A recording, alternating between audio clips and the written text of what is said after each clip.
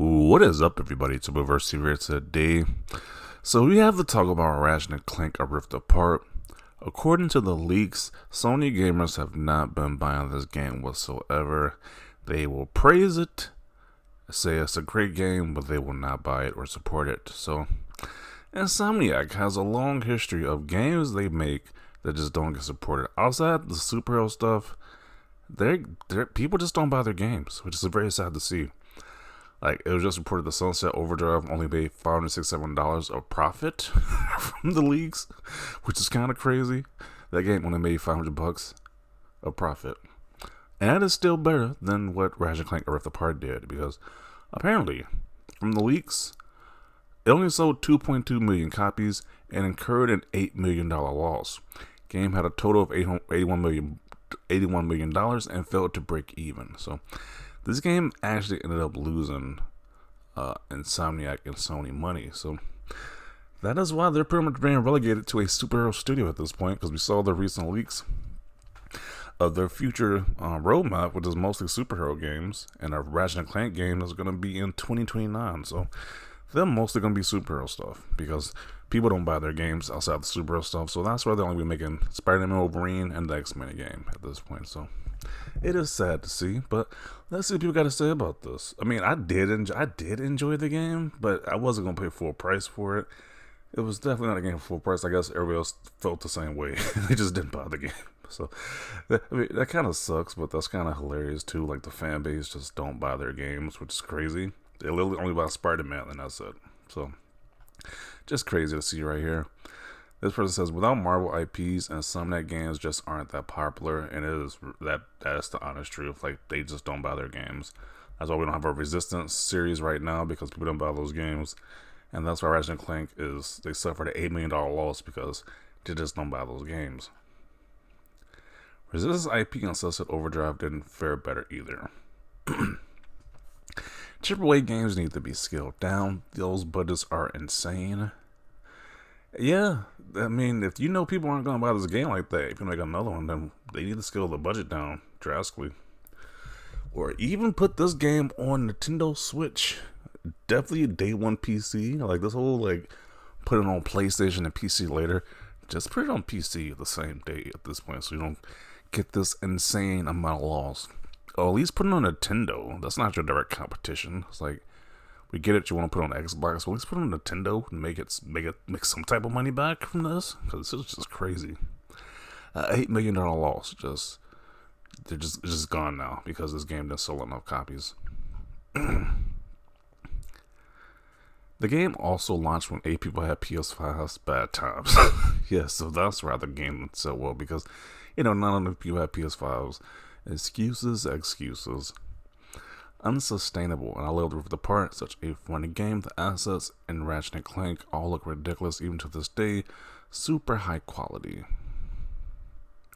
Game was so much fun, but legit was a bad time to release a game. You know how rare PS5 in 2021 was? Really? Then what's the excuse for the other games that came out the same year on PS5 doing well then? You brag about those game sales, like Demon Souls or whatever.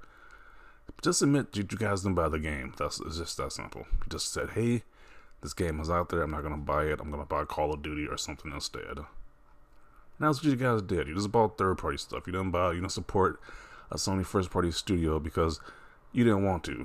You just bought third-party stuff instead. Insomniac has always been small.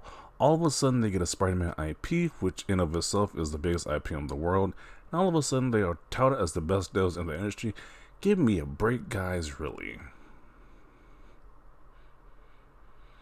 Okay, so this person bought it, but didn't play it. Okay. I guess that still helps Insomniac. You really didn't play it. Okay. Why was it that expensive when they have made better Ratchet and Clank games on PS2 for less? Because Sony want to charge you more. They think their games are worth more, and they bit them in the butt because people don't buy it. So, a big L for Sony. Shows why Insomniac and PlayStation IPs need Marvel's name to break even. Yeah. They definitely not beating those allegations. It's like, without a Marvel licensed character, their games probably aren't going to sell well. That's just the reality of it. They're definitely going to release on PC day one soon. It's hurting their software sales not doing so. If this is accurate, I'm sad, honestly.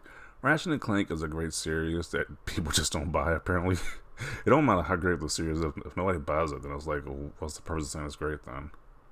And I don't want to see them abandon it due to sales or anything. So many past franchises we don't see anymore as it is. Let's see. Fake news? This can't be real. I was told that PlayStation gamers buy the games and support the studios. Nope. The lie detector determined that was a lie. They only buy third-party games and occasionally big games like Spider-Man. I was like, they don't buy these other PlayStation exclusives. As much as they cap for them, they don't buy them. Sad if true, I just don't think the greater game market is ready for $70 games, no matter how much these companies try to push the price point. And I heard there's even a rumor that they're trying to increase the price as well. That was a leak as well, too, of them increasing the prices from $70 to $80 and $80 to like $100. So, you know, I don't see this strategy working from PlayStation or Sony. I think this is a bad strategy because your base don't buy these first-party games like that. So, the $70 price tag had a lot to do with people not buying it right away. Didn't help when the Rift Apart was released when the console was still new. Does that make any sense to anybody? They keep using this excuse that, you know, people just didn't buy it because, you know, it wasn't that many PS5s out there. But it's like, that is the most dumbest thing I've ever heard. Because when Zelda Breath of the Wild launched, when there was the only game on Switch, people still bought that game in droves. I was like, when only the one game that was on the system. So I don't buy that. It's like, if you're buying a PS5, you're probably going to buy Ratchet and Clank because there's not too many PS5 games out there at the moment. So it makes more sense for you to buy that game than not to buy it. So I don't know. I'm not buying this excuse they're using.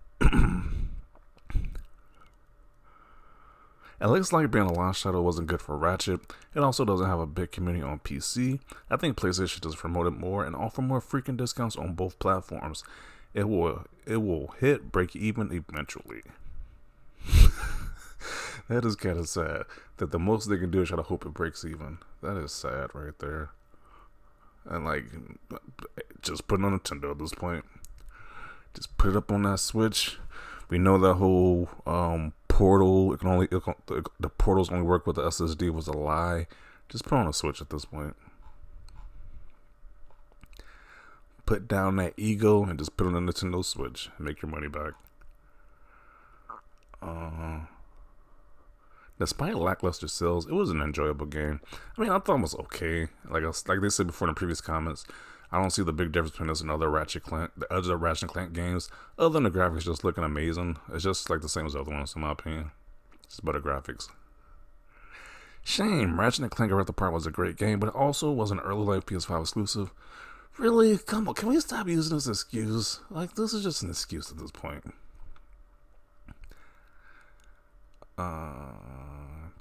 Wonder how much money they wasted paying adult children who made everyone's workday worse by always trying to be the center of attention.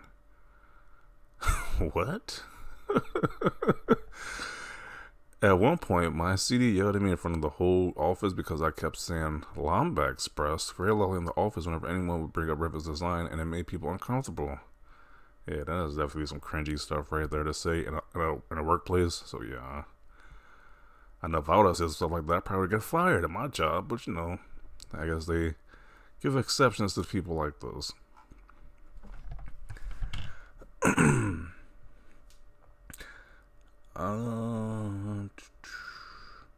No, this game is brilliant. Elf and some like Marvel games need to sell Omega good. This IP should not die.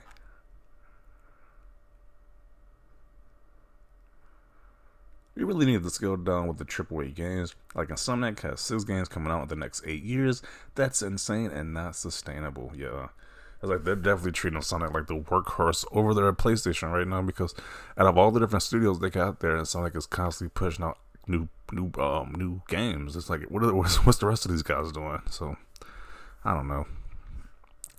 Stuff looking crazy right now. And just the fact that this game, Sunset Overdrive, actually made more profit than Ratchet and Clank is just wild to me. because I knew that this game flopped. But the fact that it did better than Ratchet and Clank because they actually made money off this is just crazy. So, just insanity. Better to have a $567 profit than an $8 billion loss. I agree. They just wasted so much money on this game.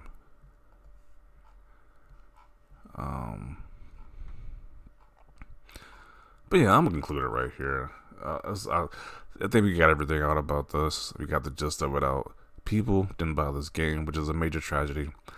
PlayStation gamers need to buy your exclusives, or you might not have these games going forward in the future. So buy these exclusives. That's actually ones that you want to see keep getting sequels. So definitely want to see your thoughts down below about this. Leave a like this video, and as always, thanks for watching, and peace.